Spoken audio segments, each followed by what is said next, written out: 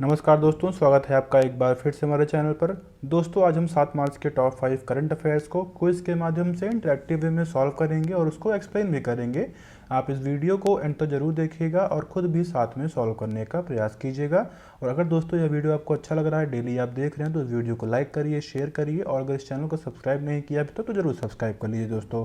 तो आइए शुरुआत करते हैं। हमारा पहला करंट अफेयर है राष्ट्रीय सुरक्षा दिवस नेशनल सेफ्टी डे 2023 की थीम क्या थी। ऑप्शन देख लीजिए आप। A, national safety top priority.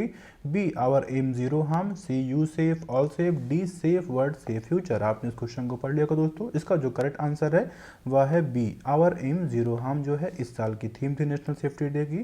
दोस्तों, नेशनल सेफ्टी डे हर साल 4 मार्च को मनाया जाता है क्योंकि इसी दिन 1966 को नेशनल सेफ्टी काउंसिल की स्थापना हुई थी। और दोस्तों, यह किसने किया था? यह ministry of labour and employment के द्वारा यह जो है इसकी स्थापना की गई थी। और इसी दिन मतलब 4 मार्च से ही नेशनल सेफ्टी वीक मनाया जाता है, जो कि 4 मार्च से 10 मार्च तक मनाया जाता है। दोस्तों, यह क्यों मनाया जाता है? क्योंकि जो है लोगों में सेफ्टी को लेके जो है जागरूकता पैदा करना, मेनली जो वर्क प्लेसेस पे जो वहाँ पे वर्कर्स काम करते हैं वो सेफ फील करें, मतलब उनकी वर्किंग कंडीशन को लेके, चाहे वो महिलाओं की सुरक्षा की बात हो या किसी भी सुरक्षा की बात हो, या जो लेबर यूनियंस है उनमें भी जो है एक तरीके से जागरूकता पैदा करना। या डिफरेंट डिफरेंट प्रोग्राम्स कंडक्ट किए जाते हैं इस पूरे वीक में, लोगों को जागरूक किया जाता है। ठीक है दोस्तों, और इस साल की थीम हमने देख लिया क्या था, आवर एम जीरो हार्म। और 1971 में सबसे पहली बार दोस्तों ये मनाया गया। ठीक है दोस्तों, हमारा अगला करंट अफेयर है हाल ही में खबरों में रही समर्थ योजना, समर्थ स्कीम किस मंत्रालय से जुड़ी हुई है? ऑप्शन देख लीजिए आप।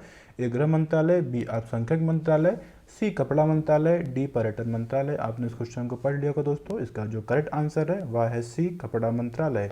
टेक्सटाइल मिनिस्ट्री द्वारा यह समर्थ स्कीम लॉन्च की गई थी 1917 में पहली बार, माफ़ करिएगा दोस्तों, 2017 में पहली बार लॉन्च की गई थी।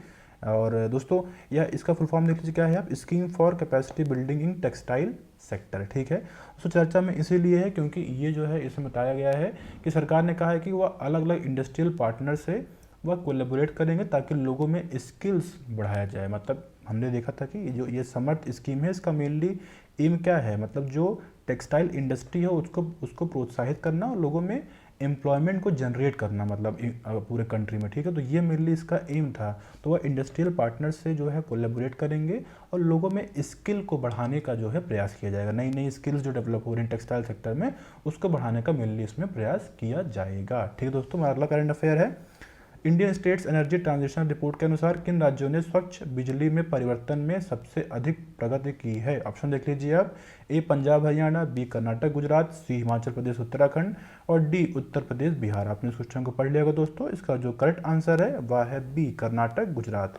दोस्तों, यह Indian state energy transition report जारी कौन करता है? पहले ये देख लीजिए। Institute for energy economics and financial analysis and amber, ये दोनों मिल के दोस्तों यह जो ये इंडियन स्टेट एनर्जी ट्रांजिशन है यह जो है जारी किया है। और इस रिपोर्ट में उन्होंने बताया है कि जो कर्नाटक और गुजरात है वह जितने भी, मतलब मेनली इसमें 16 राज्यों का इन्होंने एनालिसिस किया है, क्योंकि 16 राज्य जो है यह 90% बिजली जो इंडिया में कंज्यूम हो रही है वह इसके लिए यही जिम्मेदार हैं। तो इसमें यह बताया गया है कि कौन से ऐसे राज्य हैं जो एनर्जी, मतलब एक तरीके से जो इनकी जो फॉसिल फ्यूल बेस्ड एनर्जी है उससे वह क्लीन एनर्जी की तरफ ट्रांजिशन कितना कर रहे हैं, कौन ज़्यादा कर रहा है। तो दोस्तों, यह कर्नाटक और गुजरात इसमें सबसे टॉप परफॉर्मर हैं। दोस्तों, इसमें इस रिपोर्ट में ये भी बताया गया है कि महाराष्ट्र सबसे ज़्यादा एनर्जी कंज्यूम करता है। ठीक है दोस्तों, हमारा अगला करंट अफेयर है किस बैंक ने सिटी ग्रुप के साथ भारतीय उपभोक्ता कारोबार का अधिग्रहण पूरा कर लिया है? ऑप्शन देख लीजिए आप। A, Allahabad bank. B, state bank of India. C, Axis bank. और डी, इनमें से कोई नहीं। आपने इस क्वेश्चन को पढ़ लिया होगा दोस्तों। इसका जो करेक्ट आंसर है वह है सी, एक्सिस बैंक। एक्सिस बैंक दोस्तों जो सिटी बैंक है उसका जो कंज्यूमर का बिजनेस है और जो उनका एनबीएफसी का जो आर्म है सिटी कॉर्प फाइनेंस लिमिटेड, इन दोनों को वह जो है एक्वायर कर लिए हैं। और यह दोनों डील जो है 11,603 करोड़ की है। और यह पिछले वर्ष ही मतलब मार्च में एक तरीके से अनाउंस हो गया था। और ये पूरे 1 साल उनको लगा है पूरा फॉर्मेलिटीज़ पूरा करने के लिए। और अभी 1 मार्च 2023 से जितनी भी जो है जो कंज्यूमर बिजनेस, जो कंज्यूमर में बिजनेस जो सिटी बैंक में होता था, जैसे आपका रिटेल लोन हो गया या फिर होम लोन हो गया या फिर कोई भी चीज़ें हो गई, वो सब जो है अब एक्सिस बैंक मैनेज करेगा मेनली। तो एक तरीके से देखा जाए तो अब सिटी बैंक की सारी जितनी भी एक्टिविटीज़ थी मेनली कंज्यूमर और जो एनबीएफसी बेस्ड थी, या दोनों जो है एक्सिस बैंक देखेगा। ठीक है दोस्तों, हमारा अगला करंट अफेयर है, कौन सा शहर G20 विदेश मंत्रियों की बैठक का मेजबान है? ऑप्शन देख लीजिए, ए नई दिल्ली, बी चेन्नई, सी मुंबई, डी बेंगलुरु। आपने इस क्वेश्चन को पढ़ लिया होगा दोस्तों, इसका जो करेक्ट आंसर है वह है ए नई दिल्ली। नई दिल्ली में दोस्तों G20 की फाइनेंशियल जो मिनिस्टर्स हैं, जो इस G20 के मेंबर्स हैं, उनकी बैठक हो रही है। ठीक है, और ये काफ़ी मतलब जो ये G20 जितनी बैठकें हुई सबसे बड़ी बैठक बताई जा रही है, क्योंकि दोस्तों या जो इस समय जो रशिया यूक्रेन का जो